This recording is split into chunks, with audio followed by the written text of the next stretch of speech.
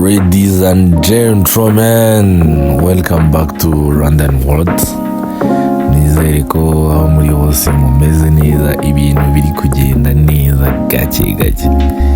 Aho bitameze neza, let's hope ko bigende biza. Iminsi irasa ariko ntihwana, niko mu Kinyarwanda bivuga. Munsi bishobora kuba bigucamo, ejo bikanga, ejo bigakunda. Anytime call ishobora kuza, ibintu ugasanga bigiye ku rundi rwego, bibaye byiza kurushaho. Kandi nicyo nakwifuriza na buri muntu ko ibintu bye bigenda neza kuruta uko biri nonaha. Sije y'uyu munsi rero ngira ngo let's talk about urukundo nk'ikintu dukeneye kwigishwa mu miryango kuva tukiri bato, no muri society muri rusange, even people around us. Inshingano zo kutwigisha urukundo zibe iza buri muntu. Even you right now, ube umuntu wumva ko uri responsible kwigisha urukundo abana batoya, maybe your young brothers and sisters, abana bato aho muri quartier, aho ubasha kugera, kibe ikintu wumva ko ari inshingano zawe, like to deliver that package of love. N'ikintu umwana muto kuri wowe, even though ushobora kwirera imbuto n'umuntu mukuru kuri wowe akaba yahinduka akagira love. Ariko today I want us to consider cyane mu miryango ibe ndavuga urukundo kuba nka seed ihera mu bwana bw'umuntu, kiba ikintu umuntu yigishwa day to day, aho kugira ngo habe inversion yacyo uko akura, ahubwo habe gukura kwacyo, bigendeye nanone no kuri experience agenda ahura nayo muri societe, bigendeye kuri mwe abona, bigendeye kuko abibona hanze muri rusange, uko umuntu agenda akura, bigende bikuraho kuba aribwo bigiye kuza. Ndavuga kuba byaba inshingano za buri umwe mu muryango. Cyane uyu munsi nagira ngo dufokasinge kuri family, mu muryango dukuriramo. Last time twari turi kuvuga kuri mentorship nk'ikintu umuntu akeneye guhabwa kandi nawe akeneye gutanga. Ariko one of the things we can get mentored about harimo n'urukundo, kutwubakamo urukundo, kutwubakamo uwo mutima mwiza, kugira urugwiro, kumva twishimiye abo turi kumwe cyangwa abo tubana. Donc ndavuga urukundo ruri mainly harazamo basics za spiritual terms cyangwa spiritual guidance, ariko nanone hakazamo na big effect dukura ku baturera, ku muryango wacu, ku batubona cyangwa twe kubo tubona mu mikurire yacu, from us since like day one when we were young. Hari igihe bigorana ko tuziga gukundana dukuze, the maturity navuga ko urukundo ni kimwe mu bintu umuntu avukana, ariko bikaba bishobora gutsikamirwa n'ibindi bintu, rukaba rwa disappearinga mu muntu, hakaba yabaho n'igihe arugize arwica, cyangwa donc based on the experience cyangwa izo mpamvu yagize, cyangwa no gukurira muri uwo muryango utamupushinga kugira urwo rukundo, cyangwa n'abo bamureze, cyangwa na societe abayemo, kurubona abantu barugana, bangana, batishimirana iterambere, badakundana ngo bafashanye. it affects you though, bya affecting your percentage y'urukundo kuri wowe, iyo habit wakabakuyeho nkawe mutaho ngaho mu muryango, iragenda ikatsikamirwa ikaryamirwa on the extent you find yourself without any seed, ku buryo bizasaba izindi mbaraga, so tubyigiraho ku ishuri cyangwa ubyigire mu nshuti aho ujya gusenga, cyangwa nyamara cyakabaye foundation cyangwa fundamental yakabaye aha tuba, aha turara, tubyukira, abantu tubana kuruta abandi bose. This could be our seed, our fundamental thing, like about our love, about what we learn and what we earn. So mainly ndabivuga nka tuvuge foundation y'urukundo nk'ikintu twagakuranye mu muryango. Uravutse usanze mu miryango wenda by basic, ariko impamvu mvuga ibi si uko nirengagije ko hari ukuntu hari imiryango tukuriramo itabanye neza, itameranye neza, but right now there are somebody though bameranye neza cyangwa badafite, donc niyo mwaba mutameranye neza nta hantu bihurira to mentor your kids. Just one of the things they need, let's stay positive, let's stay away from negativities. I'm sorry for that regard.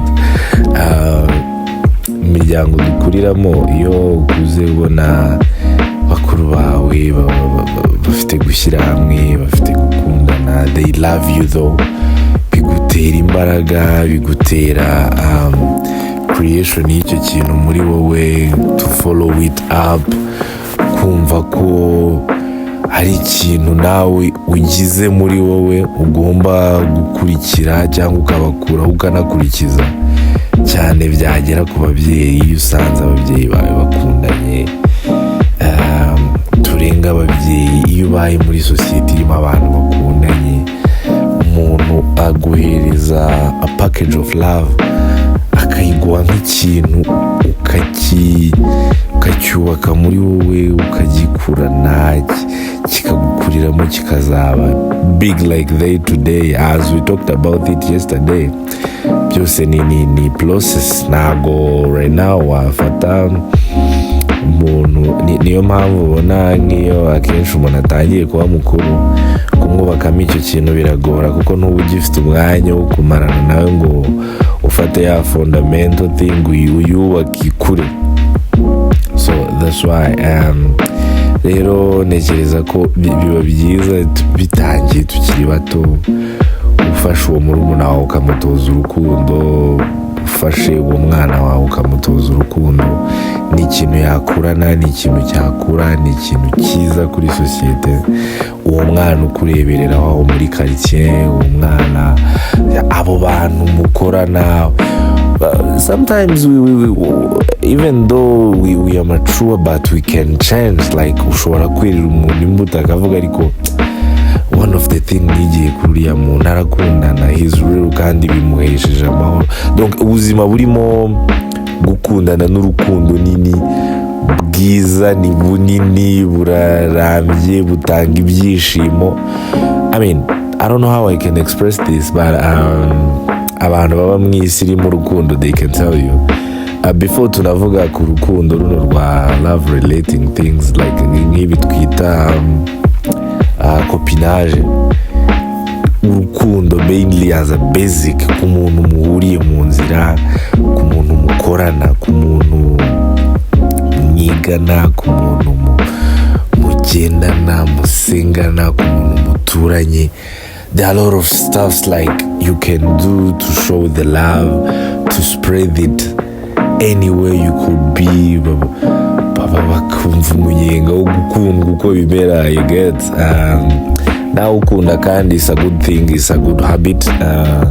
rero ntekereza ko that's something dukeneye kubaka kandi bihereye ku bato, ubuto bukaba foundation yo kwigishwa gucengezwamo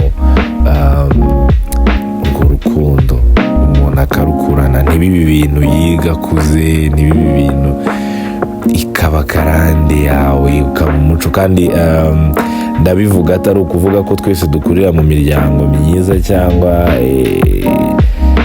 even though reka duhere kuri wowe aho uri, urwo rwego uriho hari barumuna bawe ufite, even though they are not your young brothers rightly, hari abana uzi aho muri karitsiye, hari inshuti zawe zimukorana, wakereka urukundo bakarugira assumingly. Gusa uyu munsi niyo navuze ngo twibande ku miryango, twumve ko nk'ababyeyi bumve ko urukundo ari ikintu bakigishije abana babo from basic, from day one, kikaba ikintu abana bakurana, kikaba ikintu abana bubakwamo kuva bakiri batoya. Kandi after some years, as a process, when you make a process and keep on pushing day to day, nyuma y'imyaka runaka rwose bibyara umusaruro kandi mwiza. Ntekereza ko waba uri umubyeyi gito utifuje ko umwana wawe akurana urwo rukundo, biragoye rero ukazarukura hanze